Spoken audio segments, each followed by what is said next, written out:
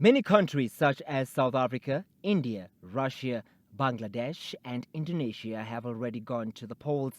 National elections will also be held in Namibia, the United States, the United Kingdom, Pakistan, and Mexico, just to name a few.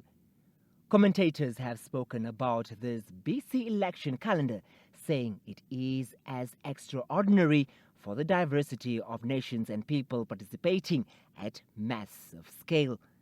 Online publication The Conversation argues that while it's tempting to see this record as a triumph for democracy as the dominant organizing principle for governing people in the modern world, a closer examination shows democracy is at risk on many fronts. An article by The Conversation says some clear patterns have emerged and 2024 is going to be a rugged year for democracy.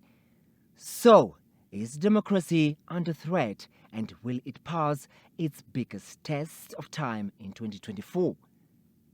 This question was put to the Secretary General of the International Institute for Democracy and Electoral Assistance, IDEA, Dr. Kevin Casas Zamora, when he presented a status report on the state of global democracy in Windhoek.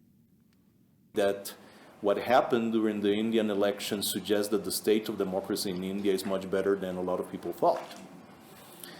South Africa is same thing. I mean, when I went to South Africa 1 year ago,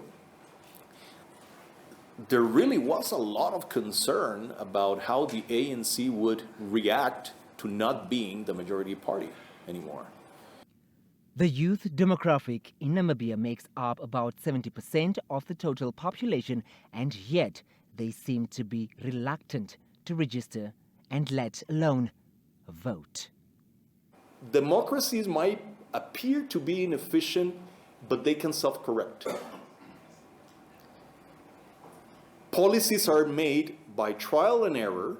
It allows for correction, and it allows for more voices to be incorporated into the decision-making process. And the practical effect of that is that authoritarian systems are very quick at making decisions,